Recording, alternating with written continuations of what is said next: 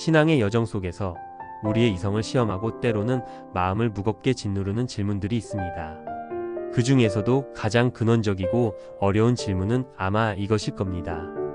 왜 전지전능하시고 완전하게 선하신 하나님께서는 이 세상의 모든 악과 고통의 근원이라 할 수 있는 사탄의 활동을 즉시 멈추지 않으시는가? 이 질문은 단순히 지적인 호기심을 넘어 때로 우리의 믿음을 흔드는 실존적인 고민으로 다가옵니다. 선하신 창조주를 믿는다면 왜 그분의 창조 세계에는 이토록 짙은 어둠의 활동이 허용되는 것일까요? 오늘 영상에서는 이 묵직하고도 중요한 질문에 대해 개혁주의 신학이 제시하는 깊고 정교한 관점을 통해 그 답을 찾아가고자 합니다. 이 영상이 끝날 때쯤 여러분은 이 세상의 악과 하나님의 선하심에 대한 전혀 새로운 관점을 갖게 될 것입니다. 첫 번째 단서, 하나님은 맞수가 아니라 주권자이십니다. 가장 먼저 우리가 가진 선입견의 틀을 깨고 시작하겠습니다. 우리는 하나님과 사탄의 관계를 선과 악이 팽팽하게 맞서는 빛과 어둠의 대결 구도로 생각하기 쉽습니다. 하지만 성경이 그리는 그림은 그런 2차원적인 대립이 아닙니다. 하나님은 사탄의 맞수가 아니라 이 우주와 역사를 주관하시는 절대 주권자이십니다. 그리고 사탄은 그분의 주권 아래 놓인 통제된 피조물에 불과합니다. 욥기 초반부의 장면은 이 진리를 가장 극적으로 보여줍니다. 사탄은 의인 욥을 시험하기 위해 반드시 하나님의 보좌 앞으로 나아가 허락을 받아야만 했습니다. 마치 왕의 허가 없이는 한 발짝도 움직일 수 없는 신하처럼 말이죠. 하나님께서는 명확한 한계선을 그어주십니다.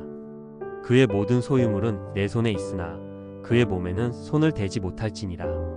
이는 사탄의 모든 힘과 활동이 하나님의 허락이라는 보이지 않는 사슬에 묶여 있음을 의미합니다. 그는 결코 하나님의 주권을 넘어설 수 없습니다. 그러므로 하나님께서 사탄을 어찌하지 못해 방치하시는 것이 아니라는 사실, 이것이 우리가 붙잡아야 할 첫 번째 단서입니다. 두 번째 단서, 가장 어두운 물감으로 가장 빛나는 그림을 그리십니다. 그렇다면 전능하신 주권자께서는 왜 굳이 이 악한 존재의 활동을 허용하시는 걸까요? 여기에 하나님의 지혜와 능력의 정수가 담겨 있습니다.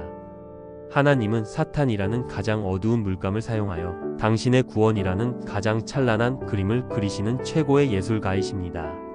인류 역사상 가장 참혹하고 악독했던 순간을 떠올려 보십시오. 바로 죄 없으신 하나님의 아들 예수 그리스도께서 십자가에 달리신 그 순간입니다.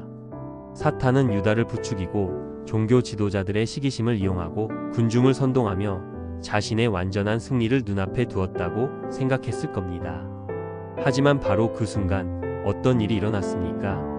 사탄이 자신의 최대 승리라고 여겼던 바로 그 십자가가 인류를 구원하는 하나님의 무한한 사랑과 공의의 정점이 되었습니다. 사탄의 가장 치명적인 공격이 오히려 자신의 머리를 상하게 하는 결정적 패배의 원인이 된 것입니다. 이것이 바로 하나님의 경륜입니다. 하나님께서는 악을 창조하지 않으시지만 이미 존재하는 악을 당신의 선한 목적을 이루는 도구로 사용하십니다. 칠흑 같은 밤하늘이기에 별이 더욱 영롱하게 빛나듯 죄와 악의 비참한 현실은 우리를 건져내시는 하나님의 은혜가 얼마나 압도적인지를 역설적으로 증명하는 무대가 됩니다. 세 번째 단서, 성도를 단련하시는 시련의 도가니로 사용하십니다. 그렇다면 이 원리는 오늘 우리 개개인의 삶에 어떻게 적용될까요? 사탄의 공격이 우리에게 어떤 의미를 가질 수 있을까요? 귀한 금속일수록 더 뜨거운 불에 재련되는 법입니다. 하나님께서는 사탄의 시험과 공격을 성도의 믿음을 정금같이 만드시는 시련의 도가니로 사용하십니다. 사도 바울은 자신을 끊임없이 괴롭혔던 육체의 가시를 사탄의 사자라고 불렀습니다. 그는 이것을 제거해달라고 3번이나 간절히 기도했지만 하나님의 응답은 그의 기대와 달랐습니다. 내 은혜가 내게 족하도다. 이는 내 능력이 약한 데서 온전하여 짐이라.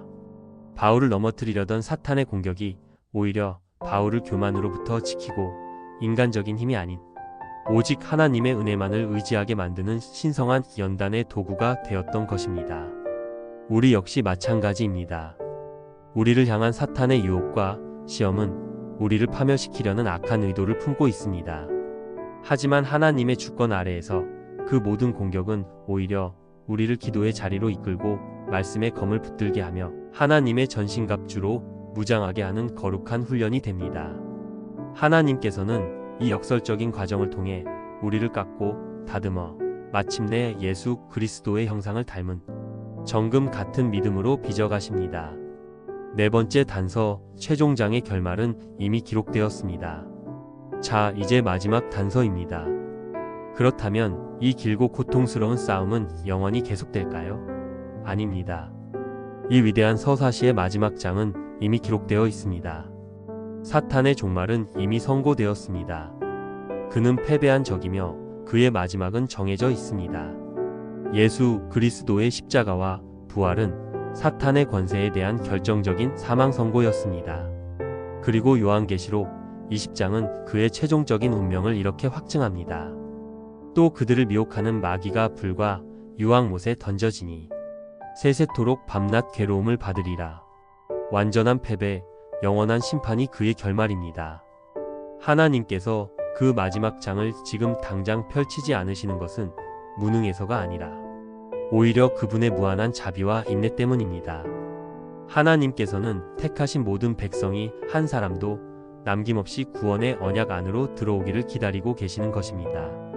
우리가 사는 이 시대는 바로 그 마지막을 향해 달려가는 은혜의 시간이자 하나님의 구원 역사가 완성되는 클라이맥스의 과정입니다. 오늘 이야기를 정리하겠습니다. 하나님께서 사탄을 즉시 멸하지 않으시는 이유는 첫째, 그분은 대립하는 맞수가 아닌 모든 것을 통치하시는 절대 주권자이시기 때문입니다. 둘째, 그분은 최고의 예술가처럼 가장 어두운 악을 통해 구원이라는 가장 위대한 선을 이루시기 때문입니다. 셋째, 우리를 정금같이 만드시는 시련의 도가니를 통해 우리를 거룩하게 빚어가시기 때문입니다. 그리고 마지막으로 기록된 결말을 향해 당신의 완벽한 구원 시나리오를 한치의 오차 없이 이끌고 가시기 때문입니다. 그러므로 여러분, 우리를 둘러싼 문제와 어둠의 활동에 압도되지 마십시오. 보이지 않는 사슬에 묶인 존재를 두려워할 것이 아니라 그 사슬의 끝을 쥐고 계신 전능하신 우리 아버지를 신뢰하십시오. 우리의 시선은 문제가 아니라 모든 문제의 해답이시며 이미 승리하신 왕 예수 그리스도를 향해야 합니다. 그분 안에 거할 때 우리는 이 모든 혼돈 속에서도 흔들리지 않는 평안과 영원한 소망을 발견하게 될 것입니다. 영상이 좋으셨다면 구독과 좋아요 꼭 부탁드립니다. 저의 사역에 큰 도움이 됩니다. 감사합니다.